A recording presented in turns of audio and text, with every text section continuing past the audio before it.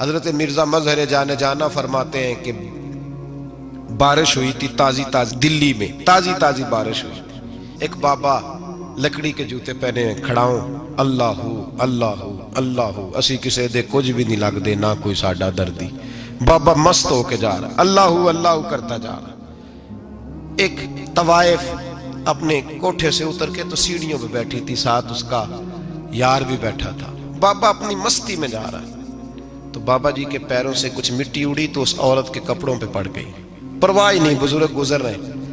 وہ یار اس کا دوڑا ہوا آیا، اس نے آ کر تھپڑ مارا، کا خیال نہیں سارے اس کے کپڑے آلودہ کر دیے، تو کدھر تیرا دماغ نہیں ٹھیک؟ بابا نے نظر اٹھائی، کہا بیٹے میں نے دیکھا نہیں، چل اللہ تیرا بھلا کرے، تو نے بدلہ لے لیا۔ بابا جی چپ کر کے وَإِذَا خَاطَبَهُمُ الْجَاهِلُونَ قَالُوا سَلَامًا، چپ کر کے گزر گئے۔ ٹھنڈ کا موسم تھا، بارش تازہ ہوئی تھی، حلوائی دودھ کاڑ رہا تھا، اس نے بٹھایا بابا جی کو پھٹے پہ، پیالہ پکڑا، دوڑ کے آگے بڑھا، بزرگ آ گئے، آئیے بیٹھیے، دودھ کا گرم گرم پیالہ شکر ڈال کے دیا۔ بابا جی نے دودھ پیا، پھر نظر جھکی، پھر رنگ بدلا، کہنے لگے مالک تو کتنا بے نیاز ہے، کہیں تھپڑ مرواتا ہے، کہیں دودھ پلاتا ہے، تیری بے نیازی ہے نا، ادھر تھپڑ مروایا، یہاں دودھ پلایا، تو ہی جانتا ہے تیرے رنگ کیا ہے۔ ابھی بابا وہیں بیٹھا تھا، توڑے آئے پیچھے سے لوگ، شور ہوا، بابے کو دبوچ کے وہاں لے گئے جہاں اس نوجوان نے تھپڑ مارا تھا، کہا تو اللہ کا بندہ ہے، اللہ کے بندے بد دعا تو نہیں دیتے؟ ہوا کیا؟ کہا تو نے بد دعا دی ہے؟ کہا نہیں دی، بات بتاؤ۔ کہنے لگے اس نے تجھے تھپڑ مارا ہے، چھت پہ چڑھا ہے، پیر پھسلا ہے، گردن کے بل گرا ہے، منکا ٹوٹ گیا، مر گیا ہے، تو نے بد دعا دی ہے۔ بابا جی کہنے لگے یار میں نے تو دوسرا لفظ بھی نہیں کہا، بھلا ہو کہہ کے گزرا ہوں، میں نے نہیں بد دعا دی۔ کہا تو نے دی ہے تبھی تو مر گیا۔ کہا نہیں دی۔ کہا بابا تو بزرگ آدمی ہے، سچ بول۔ تو بابا جی کہنے لگے سچ سنو، پھر میں آ رہا تھا، میرے پیروں سے مٹی اڑی، اس کے یار کے کپڑوں پہ پڑی، اسے برا لگا، اس نے مجھے مارا۔ جب اس نے مجھے مارا تو میں کوئی لاوارث تو نہیں تھا، جب اس نے مجھے مارا تو میں کوئی لاوارث تو نہیں تھا، مجھے دشمنوں نہ چھیڑو، میرا ہے کوئی جہاں میں ابھی پکار لوں گا، نہیں دور ہے مدینہ۔ اس نے مجھے مارا تو میں کوئی لاوارث تھا کہ میرا بدلہ کوئی نہ لیتا؟ اس نے مجھے مارا ہے تو میرے یار کو برا لگا ہے تو اس نے اسے مار دیا ہے، میری تو غلطی کوئی نہیں، یاروں کا جھگڑا ہے، یہ تو دوستوں کا جھگڑا ہے، یہ تو یاروں کا جھگڑا ہے، کوئی غلطی نہیں میری، کوئی غلطی نہیں۔ خش خش جنہ قدر نہیں میرا، اے میرے صاحب نو وڈیاں، میں تے گلیاں دا روڑا کوڑا، میں گلیاں دا روڑا کوڑا، میں نو محل چڑھایا ہے سائیاں، میں نو محل چڑھایا ہے سائیاں۔ فرمایا اس نے مجھے لوارث سمجھا تھا کہ تھپڑ مار کے گزر جائے، میرا کو پوچھے گا ہی نہیں۔ میرے رسول پاک علیہ السلام کے بارے میں رب فرماتا ہے ابھی میں تو تیرے ہو تو وہ کافر کو سزا نہیں دیتا کہ تو موجود ہے۔ یاد رکھیں حضرت فضیل بن عیاض فرماتے ہیں ایک جوان تھا، مسجد میں آیا، لوگوں سے کہنے لگا روٹی کھلاؤ، کسی نے توجہ نہ کی، اس نے کہا میں رب بتانے والا ہوں، میری طرف دیکھو تو صحیح، کسی شخص نے خیال ہی نہ کیا۔ پھر اس نے کہا یار تھوڑا سوچو، نمازیوں سے کہا، اہل علاقہ سے کہا، انہوں نے کہا تیری طرح کے بڑے درویش دیکھیں۔ مسجد کے محراب میں وہ رب کریم کا بندہ انتقال کر گیا۔ جب فوت ہو گیا نا، لوگوں کا مزاج ہے، بیمار کو دوائی نہیں دیتے، جنازے پہ وقت پہ پہنچ جاتے، جب کوئی گر رہا ہوتا ہے تو سہارا کوئی نہیں دیتا، جب کوئی گر جاتا ہے ٹانگ ٹوٹ جاتی ہے تو تیمارداری کو زمانہ پہنچ جاتا ہے۔ اور بزرگ وہ نوجوان اللہ کا نیک بندہ مسجد کے محراب میں فوت ہو گیا۔ حضرت فضیل ابن عیاض کہتے ہیں امام صاحب نے اعلان کیا چندہ دو، کوئی لاوارث فوت ہو گیا، کفن دینا۔ چندہ کٹھا ہوا، کفن خریدا، جنازہ پڑھا، عشاء کے بعد دفن کر کے آئے۔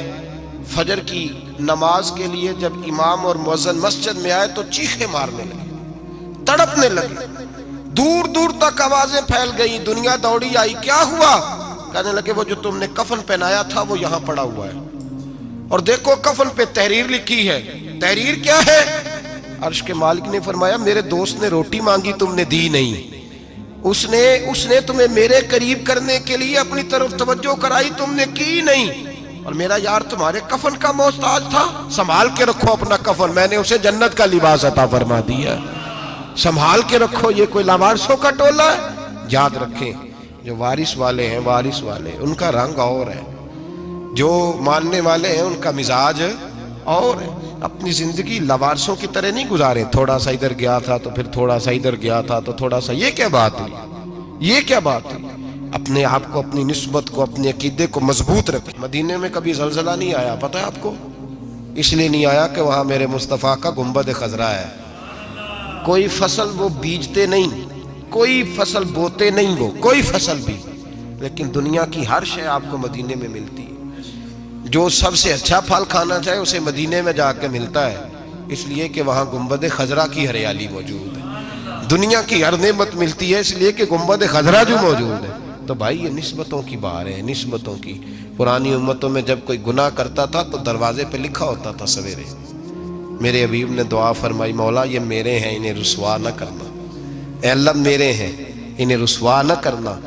تو میرے بھائی سن لو اور یاد رکھ لو، لاکھوں پاپ بھی لوگ کر کے آئیں، سویرے منہ دھو کے نکل آئیں تو عرش کا مالک رسوا نہیں کرتا، بلکہ کہتا ہے تو میرے دامن میں چھپ جا، اندر جا کے جہاں گناہ کیا ہے وہاں جا کے دل سے سچی توبہ کر لے، میں قیامت میں بھی کسی کو نہیں بتاؤں گا کہ تو نے گناہ کیا۔ تو برکت کس کی ہے؟ رسول پاک کی۔ یہ برکت کس کی ہے؟ حبیب دو عالم کی صلی اللہ۔ غلامی کا رشتہ مضبوط کریں، غلامی کا، وارث والے بنے، لوارث نہ بنے۔ لوارثوں جیسی زندگی نہ گزارے، جہاں مرضی چلے گئے، جہاں مرضی چھٹیاں کار ہے، جتنے مرضی ٹائم بتائے، جو مرضی طبیعت میں آیا کرتے پھرے، پتہ ہی کوئی نہیں، حال ہی کوئی نہیں۔ ایک بزرگ تھے بغداد کے، شیخ حسن ان کا نام تھا۔ وہ جب نماز کی امامت کرتے نا، بغداد کی جامع مسجد کے امام تھے، جب امامت سے فارغ ہوتے تو کہتے اے اللہ میرے شہر کے اس تاجر کی 2 بیویوں پہ اپنا رحم فرما، اے اللہ میرے شہر کے اس تاجر کی 2 بیویوں پہ اپنا۔ تو شاگرد اکثر سنتے کہ ہر نماز کے بعد استاد جی دعا کرتے، شاگرد پوچھتے حضور اس تاجر کی وہ بیویاں، نہ تاجر کا نام نہ بیویوں کا پتہ، تو آپ فرماتے تمہیں کیا، میں دعا کرتا ہوں نا، جس رب کی بارگاہ میں کرتا ہوں اس رب کو تاجر کا بھی پتہ ہے، بیویوں کا بھی پتہ ہے۔ تو ایک دن سارے شاگرد اکٹھے ہو کے بیٹھ گئے، استاد جی آج بتائیں تو صحیح معاملہ کیا ہے، آج ذرا آپ بات تو کریں، معاملہ کیا ہے، وہ کون سا تاجر، کون سی بیویاں؟ تو شیخ حسن فرمانے لگے کہ بغداد کا ایک تاجر تھا، بے اولاد تھا۔ اللہ اکبر۔ تو وہ اکثر تجارت کی غرض سے ملک شام جایا کرتا تھا، اس کی اولاد نہیں تھی، کئی مہینے اسے ملک شام میں رہنا پڑتا تھا۔ اس کے دل میں خیال آیا کہ میں یہاں ایک نکاح ہی نہ کر لوں، میرے پاس اتنی مال و دولت ہے۔ تو وہ گیا، اس نے وہاں جا کے ایک شادی کر لی، مکان بنا لیا، نکاح کر لیا۔ پہلی بیوی کو بتا نہ سکا۔ یہ جو خواتین ہوتی ہیں بڑی جاسوس ہوتی ہیں، انہیں پتہ چل ہی جاتا ہے، ان کے پاس کچھ ایسے ذرائع ہوتے ہیں، بلکہ میں کہا کرتا ہوں کہ اللہ نے انہیں حس دی ہوتی ہے۔ یہ وہ جب مشین بنی تھی نا جھوٹ پکڑنے والی، تو اس وقت ایک بڑے دانشور نے کہا تھا، اس نے کہا تھا یہ غلط کیا گورنمنٹ نے مشین بنائی ہے جھوٹ پکڑنے، خاوند کا جھوٹ پکڑنا تھا تو اس کی بیوی سے بات کر لیتے، وہ فٹافٹ پکڑ لیتی ہے، اس کو پتہ ہوتا ہے کہ معاملہ کیا ہے، خاوند کو بھی پتہ ہوتا ہے۔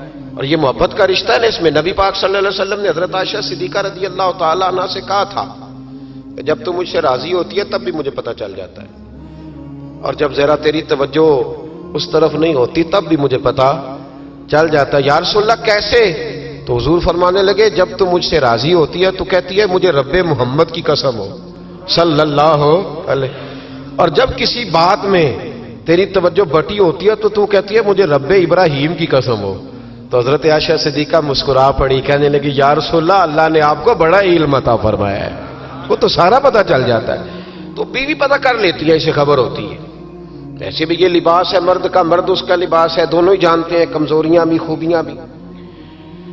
تو وہ جب اس دفعہ تاجر آیا نا، 2-1 دفعہ ملک شام سے نکاح کے بعد، تو بیوی محسوس کرنے لگی کہ بدلے بدلے سے میری سرکار نظر آتے ہیں، نہ تو کپڑے دھلنے والے ہیں، نہ اس طرح اس کی طبیعت ہے، کوئی معاملہ ہے۔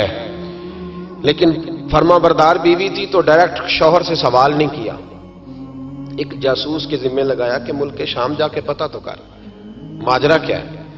وہ گیا، اس دفعہ جب یہ ملک شام گیا نا چند مہینوں کے بعد دوبارہ، تو وہ پیچھے گیا کہ کہنے لگا کہ میں کچھ بتا نہیں سکتا، تکلیف والی بات ہے، لیکن مسئلہ یہ ہے کہ تیرے خاوند نے وہاں نکاح کیا ہوا ہے، ایک گھر بھی لیا ہوا ہے، ایک بیوی بھی ہے. اس نے کہا چلو آتے ہیں تو بات کرتی ہوں. لیکن اب کہ جب یہ آیا نا واپس ملک شام سے تو بڑا شدید بیمار ہو کے آیا، شدید بیمار. خاتون کہتی ہے مجھے پوچھنے کا موقع ہی نہ ملا، وہ بیمار ہی اتنا تھا، میں نے مناسب ہی نہ سمجھا، تیمارداری کرتی رہی، تندرست ہوگا تو بات کروں گی. اللہ نے موقع نہ دیا، وہ تاجر انتقال کر گیا. ادھر دیکھیں جی میری طرف، وہ انتقال کر گیا. اب عدت گزری تو اس بیوی نے، بغداد والی نے، اس نے اس کا کل مال، جو کہ اور کوئی تھا ہی نہیں، یہی بیوی تھی اور بڑا مالدار تھا، اس نے کل مال جمع کیا اور پھر اس کو آدھے حصے میں بانٹا. عدت گزرتے اس نے 2 سواریوں کا بندوبست کیا، اس جاسوس کو ساتھ لیا اور اس بیوی کے پاس پہنچی جو ملک شام رہتی تھی. اللہ کرے آپ کو سمجھ آئے. اور بھائی یہ کردار مسلمانوں کا ہے. ہم آج کل پتہ کیا سمجھتے ہیں، کہتے ہو وہ تو بڑے لوگ تھے. وہ بڑے لوگ نہیں تھے، وہ مسلمان لوگ تھے. ان کے نام کے ساتھ وہی لفظ لگتا ہے جو ہمارے نام کے ساتھ لگتا ہے. وہ بھی نمازی تھے، حاجی تھے، وہ سارا کچھ تھے.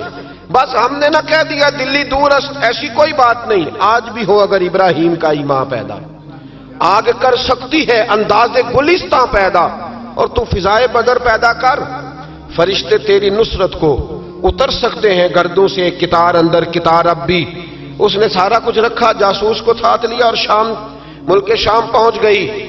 اس خاتون کو تلاش کیا اور تلاش کر کے کہنے لگی زمانہ نہیں جانتا کہ تو بھی وارث ہے مال کی، پر میں تو جانتی ہوں نا، میں تو جانتی ہوں نا. اور یہاں تو میاں لوگ 2 مرلے کے لیے جعلی کاغذات بنوا لیتے ہیں، قرآن اٹھا لیتے ہیں. خاتون ہو کے، شیخ حسن کہتے ہیں عورت ہو کے جا کے کہنے لگی کہ یہ چونکہ تیرا مال ہے تو میں آدھا لے کے آئی ہوں، آدھی وارث تو ہے اور آدھی وارث تو رکھ اپنا مال. اس خاتون نے آگے بڑھ کے اپنی سوکن کو گلے سے لگایا اور کہنے لگی بی بی اگر تو اللہ سے ڈرتی ہے تو میں بھی اسی رب کی بارگاہ میں سجدہ کرتی ہوں، میں بھی اسی مالک سے ڈرتی ہوں، میں بھی اسی کریم کی ماننے والی. کا کیا مطلب؟ کہنے لگی میرا شوہر اب کہ جب آیا تھا نا ملک شام تو بیمار ہو کے آیا تھا اور بغداد کے طبیبوں نے اسے بتایا تھا کہ اب تو بچے گا نہیں.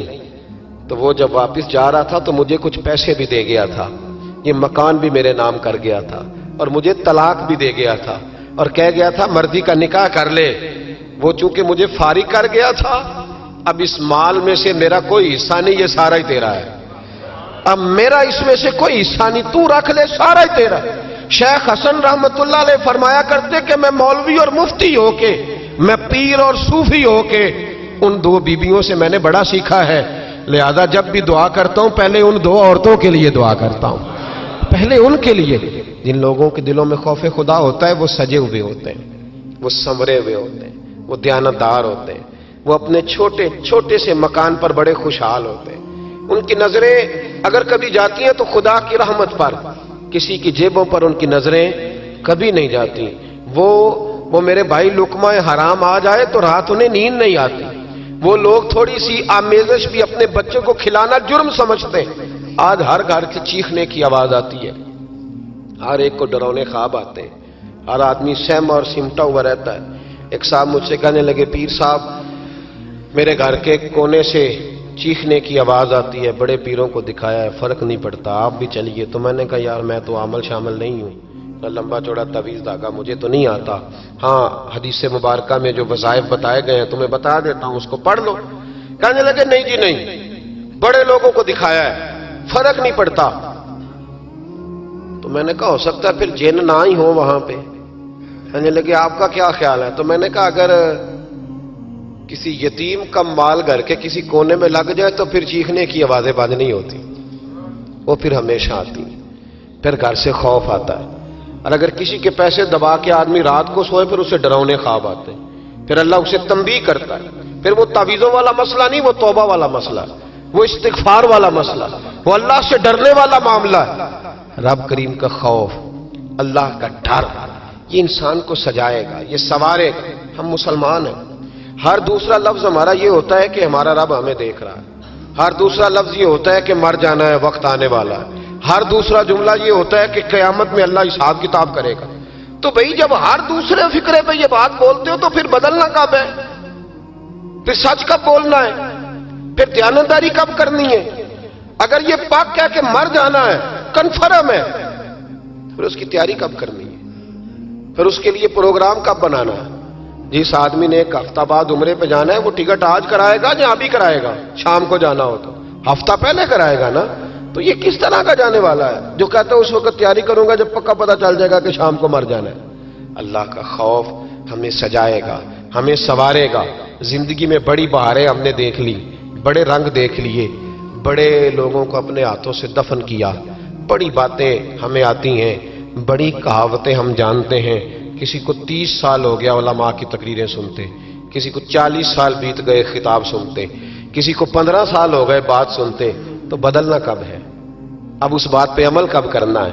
کیا تقریریں سننا ایک رسم کا نام ہے؟ کیا یہ محافل اس لیے سجائی جاتی ہیں کہ ذرا پوسٹر شائع ہو جائیں، مولانا کی فوٹو آ جائے؟ کیا اس لیے یہ سارے کام کیے جاتے؟ تبدیلی کب آئے گی؟ کب ہم اپنے ذہن کو بدلیں گے؟ کب ہم تیار ہوں گے کہ بس بھئی اب ختم دنیا کی دور سے باہر، اب مسجد میں کب آئیں؟ کس وقت وہ وقت آئے گا جب جمعے والے دن لوگ پرچیاں ڈالیں گے کہ آج مسجد کی صفائی میں نے کرنی، آج مسجد میں جھاڑو؟ وہ وقت کب آئے گا جب نبی پاک صلی اللہ علیہ وسلم نے کہا تھا کہ تمہیں پہلی رکعت، ادھر دیکھو میری طرف، کیا معاذ اللہ تعالی ہم ان باتوں کا بھی اس کان سے سن کے ساری زندگی دوسرے کان سے نکالتے رہیں گے؟ کیا رسول پاک علیہ السلام سے ہمارا اس طرح کا رشتہ ہے کہ بات سنی اور ٹال دی؟ کیا اسی طرح زندگی گزاریں گے؟ وہ وقت کب آئے گا جب نبی پاک علیہ السلام نے فرمایا تھا کہ اگر تمہیں پہلی صف کے ثواب کا پتہ چلے تو تم قرآن اندازی کرو؟ کب قرآن اندازی ہوگی؟ کب؟ یا موٹر سائیکل کی قرآن اندازی میں تو 50,000 کا مجمع ہو جاتا ہے. یہاں محفل، اب تو اللہ تعالیٰ محفل والوں کو توفیق ہدایت عطا کرے، وہ عمرے کے ٹکٹ کے لیے لوگوں کو باندھ کے رکھتے ہیں. وہ میں کہتا ہوں بس کرو یار، ٹکٹ دینا ہے تو اپنے امام مسجد کو دے دو چپ کر کے، کسی غریب کو دے دو، عمرہ کار آئے. اب عمرے کے ٹکٹ کے لیے لوگوں کو بٹھاؤ گے محفل میں؟ جس نے آنا وہ خدا کے لیے آئے یا محمد مصطفیٰ کے لیے آئے. خبردار کسی اور لالچ کے لیے کوئی نہ آئے. یہ تو خیر کا کام ہے، یہ تو چپ کر کے دینا چاہیے. اور بھائی کب قرآن اندازی کریں گے؟ حضور علیہ السلام نے فرمایا تمہیں پتہ چلے جمعے والے دن پہلے آنے کا ثواب کیا ہے، تم قرآن اندازی کرو. کب قرآن اندازی ہوگی؟ کب؟ رسم سمجھ لیا ان سب باتوں کو؟ بس ٹھیک ہے، ایک بڑا زبردست آج میں نے خطاب سنا جی 1.25 گھنٹہ، پھر کیا اثر ہوا اس کا؟ کیا رزلٹ نکلا؟ اس پر عمل کب ہوگا؟ وہ جو میں باتیں سناتا ہوں لوگوں کو 20 اور سینکڑوں، تو میں نے عمل کب سٹارٹ کرنا ہے؟ جنہوں نے نبی پاک سے سنا تھا انہوں نے عمل کیا تھا، انہوں نے سنا تھا انہوں نے. ادھر دیکھو، حضرت عمر کا وہ دور تھا کہ آپ کی ایک لونڈی کلمہ پڑھ گئی تو ابھی آپ مسلمان نہیں ہوئے تھے، تو وہ لونڈی کہتی ہے کہ مجھے الٹا لٹکا کے جناب عمر مارتے تھے، اور اتنا مارتے تھے کہ تھک جاتے تھے تو پانی منگواتے تھے. اور جناب عمر وہ شخص تھے کسی کی جرت نہیں تھی کہ بات کرے، لیکن بس پھر بدل گئے عمر، پھر اللہ کا خوف آ گیا. پھر جو شخص کبھی نہیں رویا تھا وہ بات بات پہ رونے لگا، جو کسی کے آگے نہیں جھکا تھا وہ چھوٹے چھوٹے لوگوں سے معافیاں مانگنے لگا. بدل گئے نا، اللہ کا خوف آ گیا نا. اب وہ اکڑی ہوئی گردن نہیں رہی. اب مسجد میں بھی آ کے یہ نکاح کے پیچھے ہٹو، تمہیں پتہ نہیں میں چودھری ہوں، یہ میری جگہ ہے. اب وہ بات بدل گئی، اب وہ رویہ نہ رہا. حضرت عمر فاروق رضی اللہ تعالیٰ عنہ، اور اس وقت تو ایک قبیلے کے سربراہ تھے نا، صرف ایک قبیلے کے. اور جب فاروق اعظم بدل گئے تو 24 لاکھ مربع میل کے حکمران، 24 لاکھ مربع میل کا واحد حکمران. اور جب کیسر و کسرا جیسے بادشاہ عمر کو بلائیں تو عمر کہیں جاؤ دوڑ جاؤ، میرے پاس ٹائم نہیں. اور ایک دن رات کو چہرے پہ نقاب ڈال کے نا تو مسجد کی گلیاں گھوم رہے تھے عمر فاروق، مدینے کی گلیاں گھوم رہے تھے. 1-2 گلیاں رہ گئیں تو فجر کا وقت ہو گیا. تو حضرت عمر اپنے غلام سے کہنے لگے نماز پڑھ لیتے ہیں اور باقی 2 گلیاں بعد میں گھوم لیں گے. حضرت عمر نے امامت کرائی تو نقاب اسی طرح چہرے پہ. ایک گلی سے گزر رہے تھے تو ایک بوڑھی اماں بیٹھی ہے خیمے میں، بوڑھی کچھ چہرے سے پریشان لگتی ہے. تو حضرت عمر غلام سے کہنے لگے اسے پوچھو کیوں پریشان ہے؟ ہمارا تو اپنا ابا پریشان رہتا ہے، ہم پوچھتے نہیں، ہم نہیں پوچھتے. ہماری اپنی اماں روتی رہتی ہے کہ چلو 2 گھڑیاں رات کو آ کے بیٹھے گا میرے پاس، لیکن وہ آتا ہے 2 درجن کنوں لے کے اور سیدھا اپنے کمرے میں جاتا ہے اور بیگم صاحبہ سے کہتا ہے کہ یہ 6 اماں کو بھی دے آؤں، اس نے کون سا کھانے ہیں؟ تو وہ پلیٹ میں لے کے آتی ہے. پھر ماں کا دل ٹوٹتا ہے کہ یہ کمائی تو میری تھی، یہ تو بوٹا میں نے پالا تھا، لیکن یہ کس بیوپاری کے ہاتھ چڑھ گیا. ہم تو اپنے ماں باپ کو ٹائم نہیں دیتے، لیکن جب لوگ اللہ سے ڈرتے تھے رویہ کیا تھا. حضرت عمر فاروق رضی اللہ تعالیٰ عنہ خادم سے کہنے لگے بوڑھی سے پوچھو. تو پوچھا اماں السلام علیکم. وعلیکم السلام. اماں کیا بات ہے؟ تو اماں کہنے لگی جاؤ دوڑو، تمہیں کیوں بتاؤں، دیہات کی سیدھی سادی بی بی، جاؤ بھاگ جاؤ. کہا نہیں اماں مہربانی کرو، اندر تو آنے دو. بڑی منت کے بعد اماں مانی. عمر فاروق عام آدمی نہیں جس سے دنیا کامتی ہے. حضرت عمر اندر گئے. اماں کیوں پریشان ہو؟ تو اماں کہنے لگی تمہیں کیوں بتاؤں، میرا اپنا دکھ ہے. چل اماں بتا دے، تیری مہربانی. تو اماں کہنے لگی میں ایک بیوہ ہوں، بے اولاد ہوں، کوئی میرا سہارا نہیں. مجھے عمر فاروق سے بڑی شکایت ہے. میرے اوپر 25 دینار کا قرضہ چڑھ گیا ہے اور 3 دن ہو گئے میں نے روٹی نہیں کھائی، اور عمر نے میری خبر نہیں لی. حضرت عمر کو پتہ چل گیا اللہ وارث ہے، اس کا کوئی 2 4 10 ہزار ووٹ کوئی نہیں. ایک کو میکے سے 6 مربے نہیں لے کے آئی، ایک اکیلی تنے تنہا. اور بھائی جب اللہ کا خوف ہوتا ہے تو پھر انسان ان غریبوں کو بھی مناتا ہے. پھر ریڑی والے کی بھی اہمیت بڑھ جاتی ہے، پھر رکشے والے کی قدر بھی بڑھ جاتی ہے. حضرت عمر فاروق رضی اللہ تعالیٰ عنہ کہنے لگے اماں عمر سے شکوہ ہے؟ کہاں؟ جناب عمر کہتے ہیں میں نے ایک جملہ کہا تو اماں نے تو مجھے لاجواب کر دیا. میں نے کہا اماں عمر کو کیا پتا کہ تو بھوکی ہے اور مقروض ہے، اسے کیا خبر؟ تو اماں کہنے لگی کیا کہا تم نے؟ عمر کو خبر نہیں، اسے پتا نہیں؟ تو عمر سے کہو نا چھوڑ دے حکومت، اس کے حوالے کرے جو خبر رکھ سکتا ہے. کیوں بیٹھا ہے پھر؟ ہمارے حکمران کہتے ہیں ابھی میں صدمے میں ہوں، نکلوں گا تو بات کروں گا، نہ ادھر ادھر کی تو بات کر. یہ بتا کہ قافلہ کیوں لٹا؟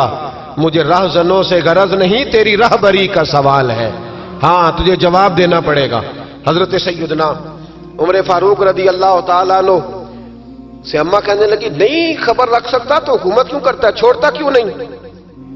تو حضرت عمر کہتے ہیں میں کانپنے لگا. دوڑے گئے جناب عمر. میں نے کہا اس اماں کا 6000 ووٹ نہیں کہ اس کی قدر کی جائے. یہ اماں کوئی بہت آکسفورڈ یونیورسٹی کی ڈگری ہولڈر نہیں کہ اس کی بات مانی جائے. کہ لاوارث اور بیوہ بی بی. عمر دوڑے گئے، گھر سے اناج کا تھیلا کندھے پہ رکھا، 25 دینار بھی لیے، پکا پکایا کھانا بھی لیا. خادم کہنے لگا حضور مجھے دے دے، میں اٹھا لیتا ہوں. تو حضرت عمر فرمانے لگے چل وعدہ کر قیامت کے دن بھی میرا بوجھ اٹھائے گا. کہنے لگا جی نہیں وہاں نہیں اٹھا سکتا. فرمایا پھر آج بھی نہ اٹھا، مجھے ہی اٹھانے دے، یہ میرا بوجھ ہے تو مجھے ہی. اماں کے سامنے 25 دینار بھی رکھے. پھر اماں کو حضرت فاروق اعظم نے 2 مہینے کا راشن بھی دیا، پھر پکا پکایا کھانا بھی دیا. معمولی آدمی کی بات نہیں کر رہا، 24 لاکھ مربع میل کا حکمران. حضرت عمر مدینے میں بیٹھ کے کبھی للکار دیں تو کیسر و کسرا کی ٹانگیں کانپیں. جناب عمر فاروق رضی اللہ کھانا کھلا کے اماں چارپائی پہ تھی تو عمر نیچے بیٹھ گئے. کہنے لگے اماں چل عمر کو معاف کر دے، چل چل جانے دے، کوئی عرض نہیں، بیچارے کو پتہ نہیں چلا. تو اماں کہنے لگی تو نے پھر عمر کا ذکر چھیڑ دیا. بیٹے میرے گھاؤ بڑے گہرے ہیں، میرے زخم بڑے سخت ہیں، کلیجہ پھٹے تو تجھے دکھاؤں کتنی تکلیف میں ہوں. میں تو پکا ہوا پھال ہوں، کسی وقت بھی دنیا سے چلی جاؤں گی. میں نے عمر کو معاف نہیں کرنا. جب میں قبر میں جاؤں گی نا، نبی کریم علیہ السلام آئیں گے تو میں عمر کی شکایت کروں گی. میں کہوں گی حضور اس سے پوچھئے یا رسول اللہ بیوہ اور بوڑھی کا خیال ہی نہیں کیا. تو آپ کے غلام کہتے ہیں میں نے عمر کو کبھی اتنا روتے نہیں دیکھا جتنا آج روئے. کہنے لگے اماں عمر کو میں جانتا ہوں وہ کمزور ہے، یہ شکایت نہ لگانا، وہ کمزور ہے، مقابلہ نہیں کر سکے گا، یہ شکایت نہ لگانا، چل معاف کر دے. تو اماں کہنے لگی اچھا تو مجھے کچھ اچھا لگتا ہے، جا تیری خاطر عمر کو معاف کیا، تو پیارا لگا ہے، جا معاف کیا، تیری خاطر معاف کیا، تیری خاطر عمر کو معاف کیا. حضرت عمر فاروق کہنے لگے مجھے لکھ کے دو. کون اتنے جتن کرتا ہے؟ کون؟ کسی سے کہنا جا اپنی اماں کو منا لے تو کہتے ہیں نہیں میری غلطی کوئی نہیں تو مناؤں کس بات پہ؟ ہمیں تو 20 دلیلیں آتی ہیں. جا ابا کے پیر پکڑ لے. پتہ ہے نبی پاک علیہ السلام نے فرمایا جس کا باپ راضی ہوگا اسی کا اللہ راضی ہوگا. اور جس کا باپ ناراض ہوگا وہ سارا دن وظیفے پڑھے، اس کا اللہ راضی۔ یہ ابو داؤد شریف کی حدیث ہے۔ نا جی بڑی مہربانی، پیسے نہ لائیے گا آپ، اب بات سنیں، وہ بھی میں سمیٹنے کی طرف آ رہا ہوں، ختم کر رہا ہوں، آپ میری بات پہ توجہ رکھیں۔ عزیز بھائی، نبی کریم صلی اللہ تعالی علیہ وسلم نے جو اپنے غلاموں کی تربیت کی تو حضرت عمر فاروق کہنے لگے لکھ کے دو، لکھ دو۔ تو اماں کہنے لگی آپ لکھیں میں سائن کر دیتی ہوں، آپ لکھ دیں میں سائن کرتی ہوں۔ حضرت عمر نے لکھا فلاں بنت فلاں کو عمر سے شکایت تھی، پھر انہوں نے عمر کو معاف کر دیا۔ اماں سائن کرنے ہی لگی تھی، سائن کرنے ہی لگی تھی کہ مولا علی شیر خدا آ گئے، حضرت عبداللہ ابن مسعود آ گئے۔ اوہو عمر یہاں بیٹھے ہوئے ہو، میں سارے مدینے میں تلاش کر رہا تھا، یہاں بیٹھے ہو، وہ کچھ لوگ ملنے آئے، نکلو۔ اماں نے سنا کہ یہ عمر تھے تو اماں اٹھ کے کھڑی ہو گئی، آئے ہائے عمر تھے، آپ عمر تھے؟ تو جناب عمر کہنے لگے اماں تو نے جو کہا ٹھیک کہا، لیکن اپنے وعدے پہ قائم رہا، یہ ذرا سائن کر دے۔ اماں نے سائن کیے تو حضرت عمر فاروق فرمانے لگے علی آ گئے ہو تو بطور گواہ تم بھی دستخط کر دو، عبداللہ ابن مسعود تم بھی بطور گواہ دست۔ جب سائن ہوئے تو جناب عمر نے رکا لپیٹا اور مولا علی شیر خدا سے فرمانے لگے علی یہ رکھ لو، مجھے لگتا ہے میں تم سے پہلے دنیا سے جاؤں گا، اور جب میں پردہ کر جاؤں نا تو یہ رکا میرے کفن میں رکھ دینا۔ اگر حضور علیہ السلام نے پوچھا نا میری امت کے ساتھ کیا سلوک کر کے آئے ہو، تو رکا نکال کے کہوں گا یا رسول اللہ ایک بوڑھی ناراض تھی میں اسے بھی راضی کر کے آیا، حضور یہ میں راضی۔ بھائی جب تک ہم